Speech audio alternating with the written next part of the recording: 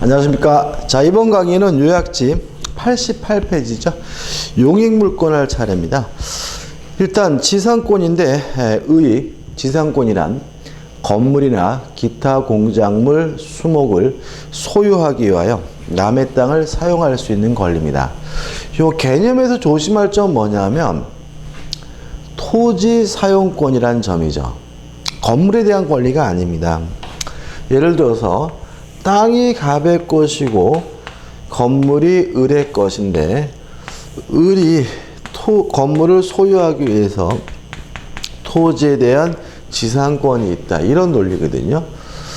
따라서 토지 사용권이기 때문에 건물이 철거가 되면, 건물이 멸실이 되면 건물에 관한 소유권은 없어지겠지만 토지 사용권인 지상권은 소멸되지 않습니다. 따라서 계속 나오는 지문이 건물이 멸실된 경우에 지상권은 소멸한다. 그럼 뭐가 되죠?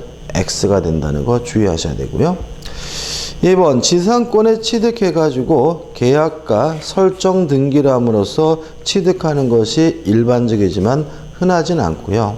가장 흔한 지상권이 2번 법정 지상권인데 이건 우리가 관련된 부분에서 뒤에서 또 볼 거고, 우측에 보시면 지상권의 존속기간입니다. 첫 번째 기억할 것은 최장 존속기간에 대해서는 아무런 제한이 없습니다. 따라서 우리 판에는 영구무한으로 설정하는 것도 가능하다는 입장이고요. 이에 반해서 최단 기간은 보장이 되는데 1번 견고한 건물이나 수목의 소유를 목적으로 하면 최소한 30년이 보장이 되고요. 2번 일반 건물의 소유를 목적으로 하면 15년, 3번 기타 공작물의 소유를 목적으로 하면 최소한 5년이 보장이 됩니다. 자, 이렇게 최단 기간이 보장되기 때문에 만약에 지상권 설정 계약을 하면서 존속 기간을 약정하지 않았다면 지상물의 종류에 따라서 30년, 15년, 5년이 되고요.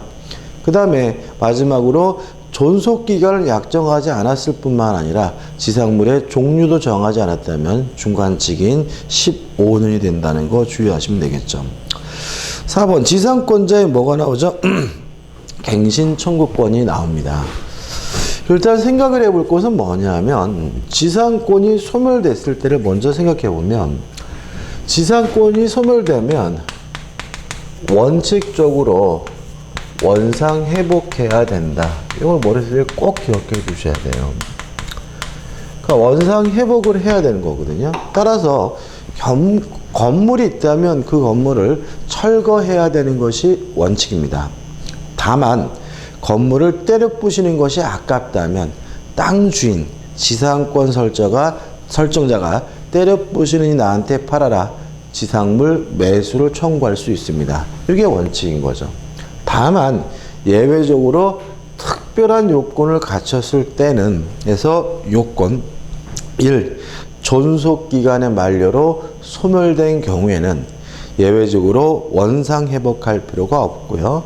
2. 지상물이 현존하는 경우에는 이에서 행사에서 갱신을 청구할 수가 있습니다.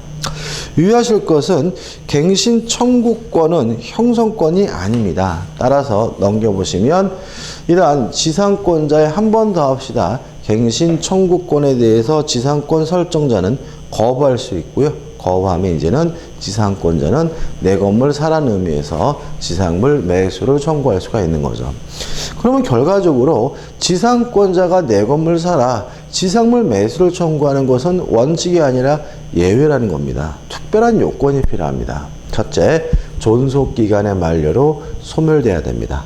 두 번째, 갱신 청구했다가 무엇을요? 거부를 당해야 된다는 거, 그런 요건을 갖춰야지만 지상권자가 지상물 매수를 청구할 수 있다는 거 주의하시기 바랍니다.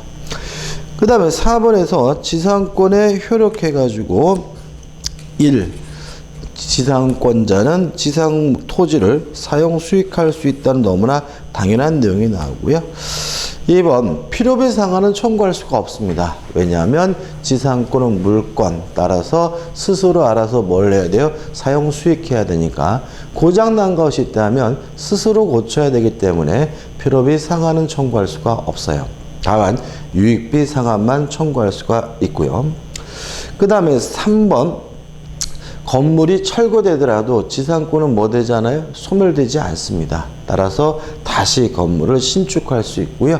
기존의 건물과 새로운 건물이 비슷하거나 동일할 필요는 없다는 거 주의하시면 되겠죠. 그 다음에 5번에서 지상권의 소멸에서 일반적 소멸 사유는 보시면 될 것 같고 2번 지상권 설정자의 소멸 청구가 나오는데 일단 치료 지급에 관한 약정이 있는데도 불구하고 2년치의 치료를 지급하지 않는다면 지상권 설정자는 지상권 소멸을 청구할 수 있고 지상권 설정자가 지상권 소멸을 청구하면 즉시 지상권은 뭐 하게 되냐면 소멸하게 되고요. 우측의 효과 원칙이 뭐죠? 원상회복입니다. 때려 부셔야 되고요. 다만 때려 부시는 것이 아깝다면 지상권 설정자가 때려 부시니 나한테 팔아라. 지상물 매수를 청구할 수 있고 이것도 형성권이기 때문에 원칙적으로 거부하지 못합니다. 그 다음에 필요비 상한은 청구할 수 없지만 무엇은요? 유익비 상한은 청구할 수 있다는 거 주의하시기 바랍니다. 그 다음에 지상권에서 또 중요한 게 뭐가 있냐면은 원칙적으로 무상이라는 점입니다. 그러니까 지상권은 원칙이 뭐예요? 무상. 따라서 치료 지급에 관한 특약이 있어야지만 치료를 청구할 수가 있고요. 치료 지급에 관한 특약이 있어야지만 2년치를 안 냈다는 이유로 소멸 청구할 수가 있는 거고 또 치료 지급에 관한 특약이 있더라도 제3자에게 대항하려면 뭐가 필요하냐면 등기가 필요합니다. 이러한 논리는 지상권 원칙이 뭐라고요? 무상이라는 것에부터 시작되는 거니까 그거 하나 추가로 주의하시기 바랍니다. 그 다음에 특수지상권에서 1번 구분지상권이 나오는데 일단 구분지상권은 뭘 구분하느냐? 땅속의 특정층, 공중의 특정층을 구분해서 설정하는 토지 사용권을 우리가 구분지상권이라고 하고요. 주의할 점은 두 가지입니다. 첫째, 구분지상권의 목적에서 수목은 빠진다. 왜냐하면 수목을 소유하기 위한 구분지상권이 인정되지 않는다. 왜냐하면 땅 속에다 나무를 심고 소유할 수는 없으니까요. 두 번째 주의하실 점은 구분지상권을 설정하고자 하는 그 토지의 토지 소유자 외에 다른 권리자, 또 다른 지상권자, 전세권자, 저당권자 이런 다른 권리자가 있다면 다른 권리자 전원의 동의를 받아야지만 구분지상권 설정이 가능하다. 이 두 가지 주의하셔야 되고요. 그 다음에 2번 분묘기지권인데 일단 개념은 분묘를 소유하기 위하여 남의 땅을 쓸 수 있는 권리입니다. 이것도 지상권과 똑같은 문제가 있는데요. 분묘에 대한 권리가 아닙니다. 분묘를 소유하기 위한 토지 사용권이라는 거 주의하시기 바라고요. 그 다음에 의회에서 좀 생각해 볼 것은 분묘기지권을 가질 수 있는 사람은 종손이다. 이게 무슨 말이냐면 분묘를 소유하기 위하여 남의 땅을 쓸 수 있는 권리가 분묘기지권이니까 결국은 분묘기지권은 분묘의 소유자가 갖는 거고요.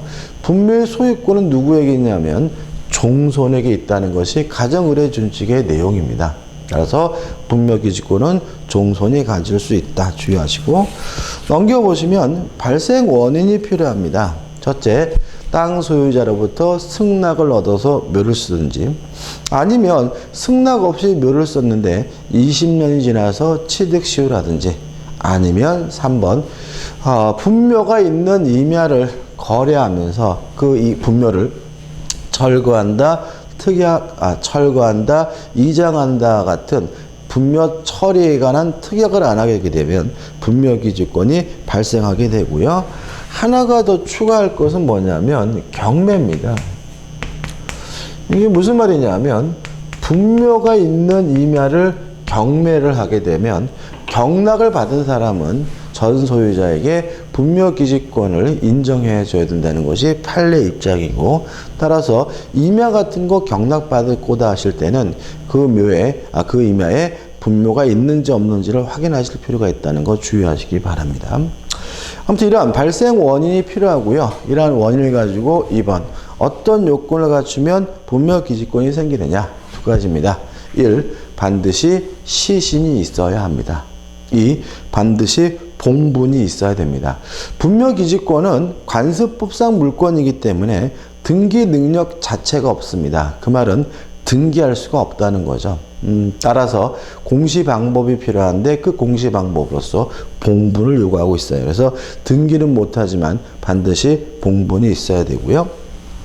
그 다음에 4번 존속기간인데 존속기간은 원칙적으로 약정기간만 존속합니다.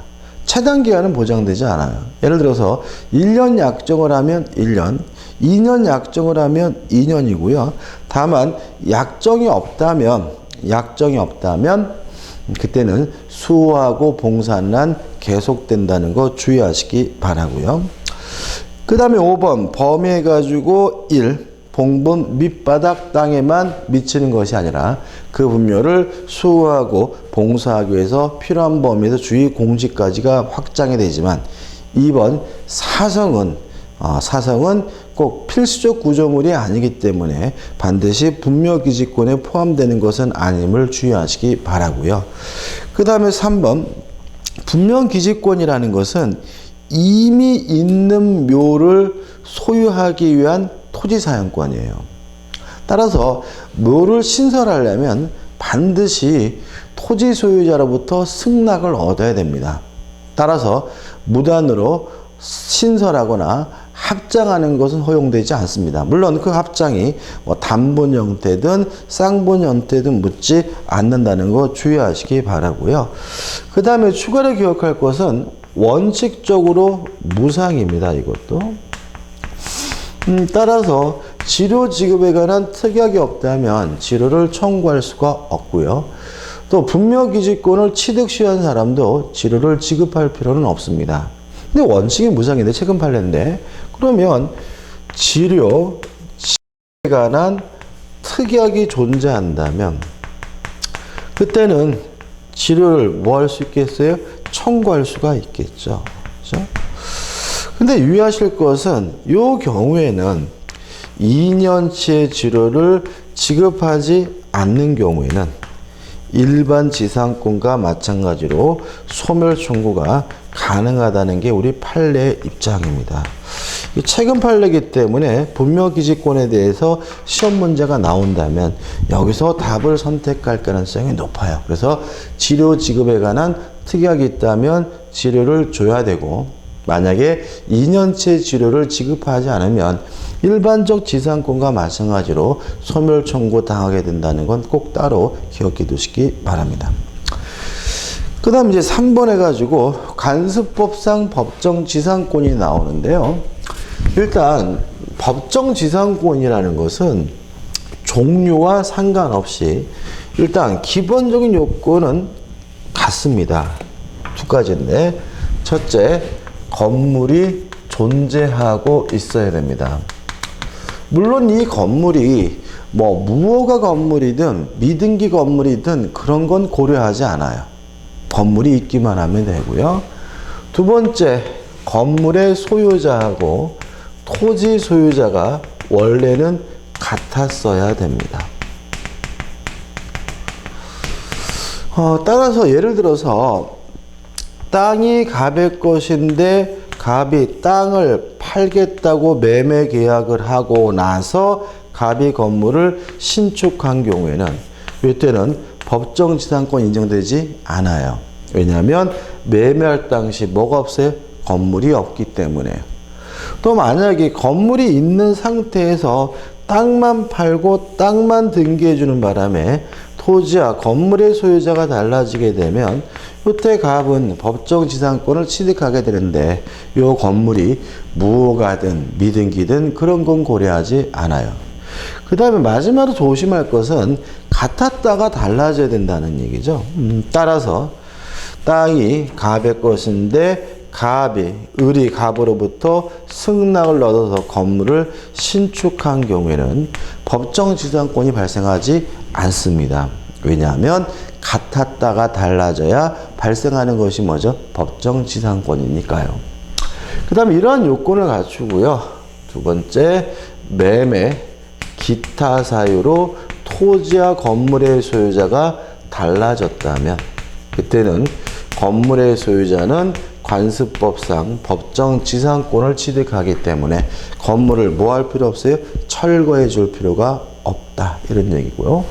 여기서 이제 기타 사유 중에서 제외되는 거. 다시 말하면 법정 지상권이 발생하지 않는 것을 기억해 두시는데, 첫째, 환지 처분으로 토지와 건물의 소유자가 달라진 경우는 관습법상 법정 지상권이 발생하지 않는다. 그 다음에 두 번째, 원인행위의 실효. 이 매매가 무효다, 취소다, 해자다 또는 해지다, 이런 원인행위의 실효로 토지와 건물의 소유자가 달라진 경우에도 관습법상 법정지상권 발생하지 않는다는 거 꼭 기억해 두셔야 되고요. 그 다음에 기타 사유로서 따로 정리할 것은 토지가 공유인 경우입니다. 토지가 공유인 경우에는 원칙적으로 관습법상 법정지상권 발생하지 않는다. 다만 공유 토지가 분할로 인해서 토지와 건물의 소유자가 달라지게 된 경우에는 관습법상 법정지상권 발생한다. 이 정도 정리하시면 됩니다. 끝이죠. 그 다음 우측에 보시면 이제 뭐가 나오냐면 지역권이 나오고 있죠.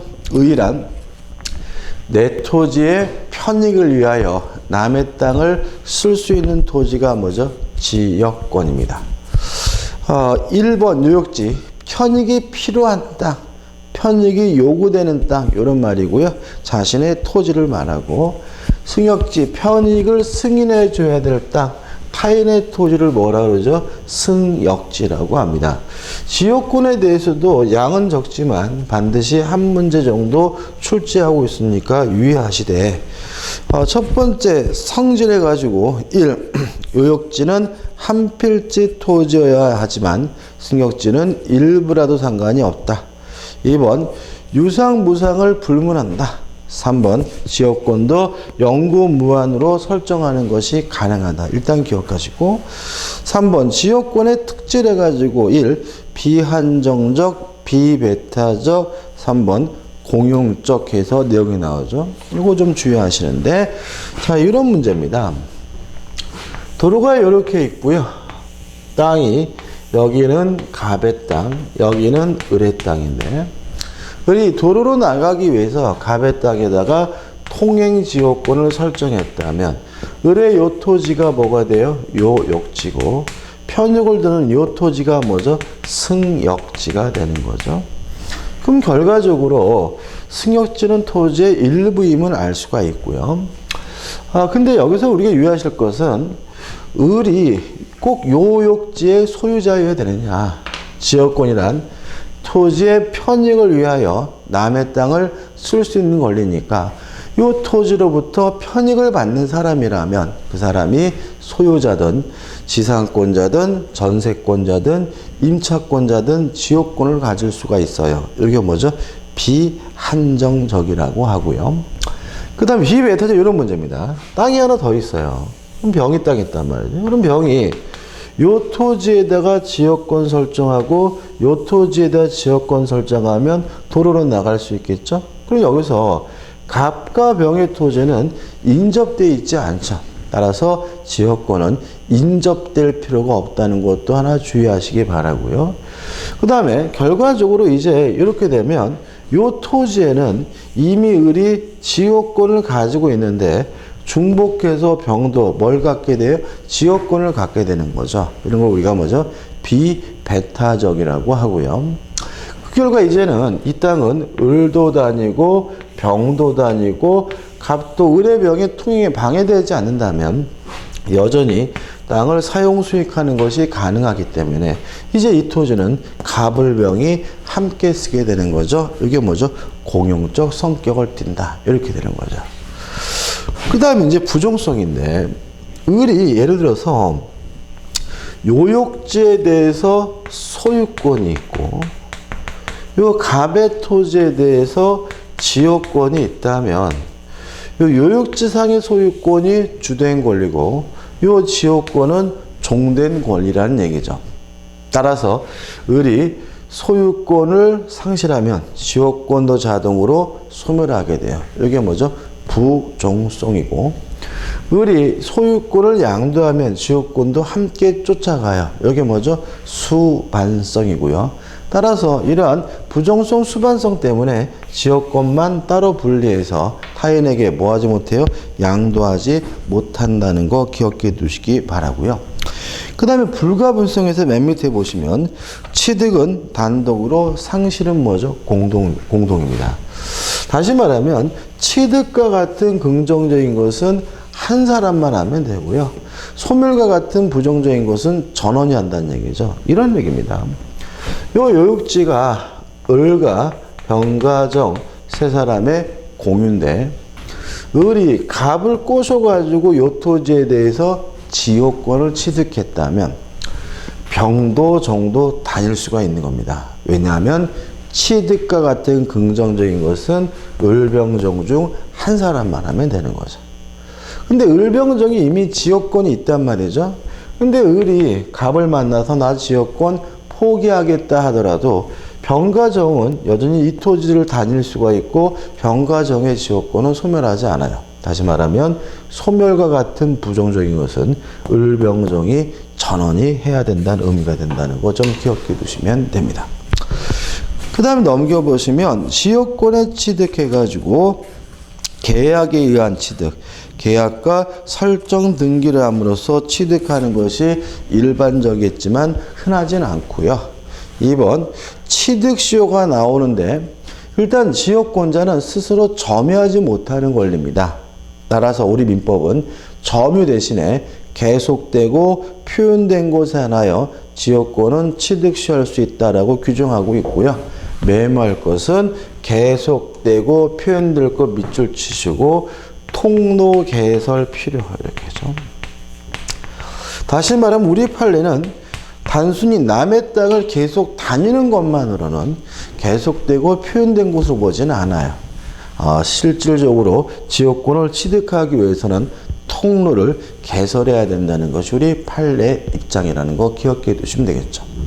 그 다음 마지막으로 특수지역권이 나오는데 이런 문제입니다. 어떤 마을 주민들이 뒷산에 가서 자기 땅도 아니면서 뭐 땔감도 잘라오고 염소도 방목하고 막 이런단 말이죠. 이러한 권리를 우리가 특수지역권이라고 하는데 이 특수지역권에서 주의하실 건 한 가지입니다. 지역권이 아니라 인역권이다. 자, 이게 무슨 말이냐면 지역권이라는 것은 이렇게 토지의 편익을 위한 것만 지역권입니다. 근데 이 특수지역권이라는 것은 마을 주민들이 땔감을 잘라오고 마을 주민들이 염소를 키우는 거죠. 다시 말하면 편익을 받는 주체가 땅을 위한 것이 아니라 주민, 사람을 위한 것이기 때문에 이것은 지역권이라고 하지만 지역권이 아니라 뭐죠? 인역권이다. 요거 하나만 주의하시면 되고요. 그 다음에 제3절에서 전세권이 나옵니다. 일단 전세권은 전세금을 지급하고요. 목적 부동산을 용도에 쫓아 사용 수익할 수 있는 권리인데 특징은 이 전세금을 나중에 반환받기 위해서요. 전세권자는 경매할 수도 있고 우선 변제받을 수도 있습니다. 따라서 전세권은 목적 부동산을 사용 수익한다는 의미에서는 용익물권이지만 경매할 수 있다, 우선 변제권이 있다는 측면에서는 담보물권적 성질도 아울러 가지고 있음을 주의하셔야 되고요. 그 다음에 전세권과 임차권을 구별하는 기준인데 전세권은 물권이고 임차권은 채권이거든요. 근데 우리는 물권의 취득에 있어서 형식주의를 취하니까 물권을 취득하려면 뭐가 필요하냐면 등기가 필요해요. 따라서 전세권 설정 계약을 하고 전세권 설정 등기까지 했으면 전세권인 겁니다. 전세금도 지급하고. 근데 만약에 전세금을 지급했지만 전세권 설정 등기를 안 했다면 그것은 전세권이 아니라 뭐로 가냐면 임차권으로 갑니다. 다시 말하면 전세권 설정 등기를 했으면 뭐예요? 전세권 설정 등기를 안 했으면 뭐라고요? 임차권이다. 이렇게 되는 거고. 그 다음에 중요한 것이 뭐가 나오냐면 존속기간이 나오는데 1번 설정행위로 기간 정한 경우에서 1번 채장기간이 제한이 있습니다. 아무리 길어도 10년을 넘지 못하고요. 유의하실 것은 맨 위에 우측에 나오는데 전세권은 최단 기간을 보장하지 않습니다. 근데 우측에 맨 위에 두 번째 줄 보시면 건물에 대한 전세권의 존속기간을 1년 미만으로 정한 때는 이를 1년으로 한다 나와 있죠. 그럼 1년이 보장되는 거 아니냐? 그건 아니라는 거죠. 맨 첫 번째는 전세권의 객체는 부동산입니다. 토지일 수도 있고요. 또 건물에 관해서 전세권의 1년이 보장되려면 1년 미만으로 정해야 돼요. 그래서 건물에 관한 전세권의 경우에도 1년 미만으로 정하지 않았으면 존속기간이 약정하지 않았으면 최단 기간이 보장되지 않는다는 거죠. 이해되시나요? 다시 말하면 이렇게 된 겁니다. 전세권은 원칙적으로 최단 기간을 전혀 보장하지 않습니다. 따라서 존속기간의 약정이 없으면 언제든지 자유롭게 해지 통고할 수 있고요. 해지 통고를 하면 6개월이 경과하면 전세권이 소멸하는 겁니다. 이게 뭐죠? 원칙이죠. 다만 예외적으로 건물에 관한 전세권의 경우에는 1년 미만으로 약정을 하면 그때는 예외적으로 1년이 보장된다라고 기억하셔야 되는 거죠. 그 다음 3번 전세권의 갱신에서 계약으로 갱신할 수 있고요. 계약으로 갱신하는 경우에는 10년을 넘지 못한다는 거 주의하시기 바라고 2번 법정갱신이 나오는데요. 일단 요건이 있습니다. 만료전 6월부터 1월이죠. 만료전 6월부터 1월 사이에 뭐 나가겠다 또는 나가라는 특별한 의사표시가 없었다면 만료일을 기준으로 해서 뭐가 되냐면 자동으로 갱신되는데 이러한 것을 우리가 전세권에 뭐가 되냐면 법정갱신이 되는 거죠. 여기서 좀 주의하실 것이 몇 가지 있는데 첫째, 건물에 관한 전세권에만 법정갱신이 인정이 됩니다. 토지에 관한 전세권에 대해서는 법정갱신 인정되지 않고요. 또 두 번째 주의하실 것은 법률 규정에 의한 갱신이니까 등기할 필요가 없습니다. 등기하지 않아도 갱신이 된다 이런 얘기죠. 그 다음 마지막으로 주의하실 것은 세 번째, 자동으로 갱신된다. 법정 갱신되면 존속기간은 약정이 없는 것으로 바뀝니다. 전세권은 그렇다는 거죠. 따라서 최단 기간이 보장되고 있지 않기 때문에 언제든지 자유롭게 해지 통고할 수 있고 몇 개월이요? 6개월을 지나면 전세권이 소멸되게 된다. 여기까지 좀 꼭 기억해 두시기 바랍니다.